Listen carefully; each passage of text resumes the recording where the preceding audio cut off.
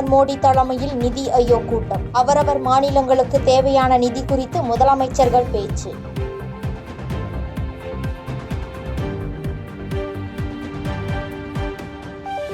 நிதி ஆயோக் கூட்டத்தின் போது முதலமைச்சர்களுடன் புகைப்படம் எடுத்துக்கொண்ட பிரதமர் மோடி. முன் வரிசையில் தமிழக முதலமைச்சர் ஸ்டாலினுக்கு இடம்.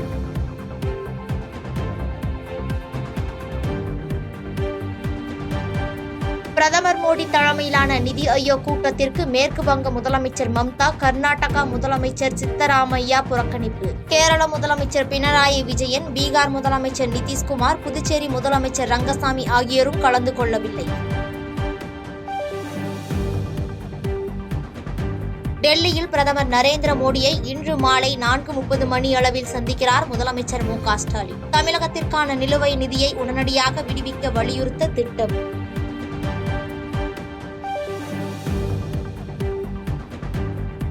மத்திய அரசின் கல்விக் கொள்கை ஒரு குப்பை. தமிழ்நாடு காங்கிரஸ் கமிட்டி தலைவர் செல்வ பெருந்தகை ஆவேசம்.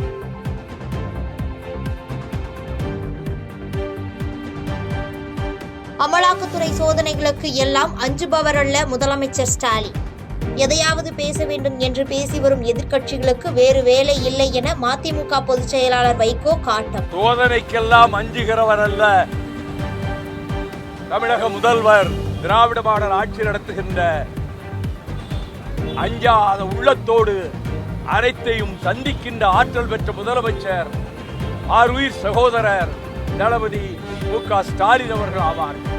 எனவே எதிர்க்கட்சிகள் எதையாவது பேச வேண்டும் என்பதற்காக பேசிக் கொண்டிருக்கிறார்கள். கேரளாவில் தென்மேற்கு பருவமழை தொடங்கியதாக இந்திய வானிலை ஆய்வு மையம் அறிவிப்பு. 8 நாட்களுக்கு முன்னதாகவே தொடங்கியுள்ளதாக தகவல்.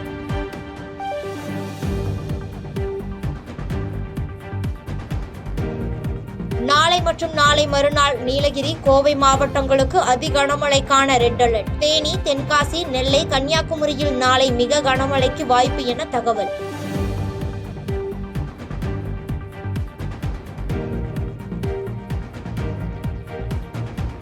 நீலகிரி மாவட்டம் குன்னூர் அரசு சிம்ஸ் பூங்காவில் நடைபெற்று வரும் 65வது பழ கண்காட்சி. பல்வேறு உருவ வடிவங்களில் உள்ள பழங்களை பார்த்து சுற்றுலா பயணிகள் மகிழ்ச்சி.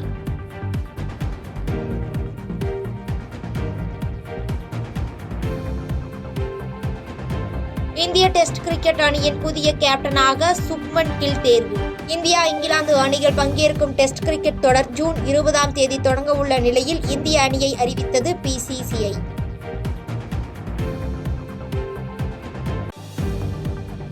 ஜம்மு காஷ்மீர் மாநிலம் பூஞ்ச் பகுதியை பார்வையிட்ட காங்கிரஸ் MP ராகுல் காந்தி பாகிஸ்தான் தாக்குதலால் பாதிக்கப்பட்ட மக்களை வீடு வீடாக சென்று சந்தித்தார்.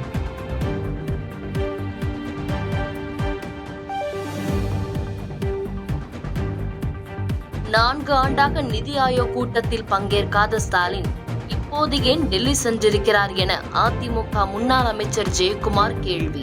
அமலாக்கத்துறையிடம் இருந்து தப்பிக்கவே டெல்லி சென்று ஸ்டாலின் தவம் இருக்கிறார் என்றும் சாடல். நவீன வெண்குடை வேந்தர்னா நம்முடைய முதலமைச்சர் மு.க. ஸ்டாலின் அவர்கள் தான் வெண்குடை வேந்தரா இன்னைக்கு தமிழ்நாட்டு மக்கள்ல இன்னைக்கு பார்க்கப்படுறாரு.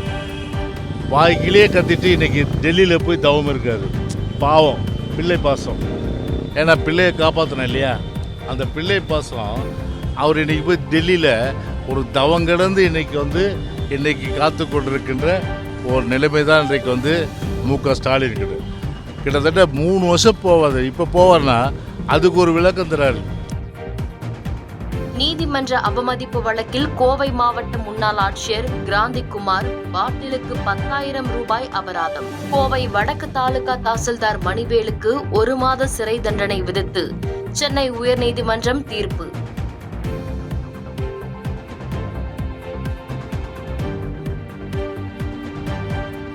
தென்காசி மாவட்டம் கடங்கநேரி கிராமத்தில் மின்சாரம் தாக்கி குழந்தை உயிரிழப்பு. பலத்த காயமடைந்த மற்றொரு சிறுமி மருத்துவமனையில் அனுமதி.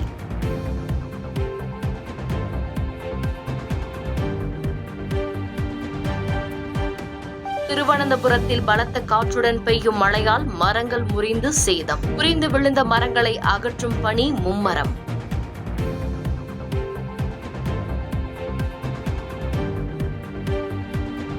ஈடியல்ல மோடிக்கும் பயப்பட மாட்டோம். புதுக்கோட்டையில் அதிகாரிகளுடனான ஆலோசனைக்கு பிறகு உதயநிதி ஸ்டாலின் பேட்டி. பல முறை நான் சொல்லியிருக்கிறேன், இடி இல்லை மோடிக்கு நான் பயப்பட மாட்டோம். தொடர்ந்து எங்களுக்கு பொறுப்பு இருப்போம். என்ன பண்ணாங்க, மிரட்ட பார்த்தாங்க. மிரட்டி அடி பண்ணி வைக்கிறதுக்கு பயப்படுறதுக்கு அடிமை கட்சி கிடையாது திமுக. எங்களுடைய கலைஞர் உருவாக்கின கட்சி, எங்களுடைய சுயமரியாதை கட்சி, பெரியார் கொள்கைகள். தப்பு பண்ணுறவங்க தான் பயப்பட தேவை.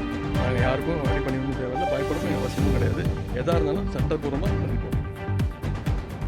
தருமபுரி செல்லும் பாமக தலைவர் அன்புமணி ராமதாசுக்கு வழிநெடுகில் உள்ள மாவட்டங்களில் நிர்வாகிகள் உற்சாக வரவேற்பு. கடந்த வாரம் ராமதாஸ் அழைப்பு விடுத்திருந்த மாவட்ட செயலாளர்கள் கூட்டத்தில் பங்கேற்காதவர்கள் அன்புமணிக்கு சால்வை மாலை அணிவித்து மரியாதை.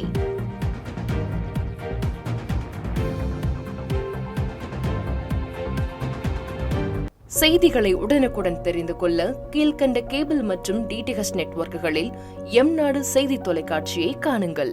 பாதகம் செய்பவரை கண்டால் நாம் பயம் கொள்ளலாகாது பாப்பா. மோதி மிதித்து விடு பாப்பா, அவர் முகத்தில் உமிழ்ந்து விடு பாப்பா. அண்மை செய்திகளை உடனுக்குடன் தெரிந்து கொள்ள இணைந்திருங்கள் எம்நாடு தொலைக்காட்சியுடன்.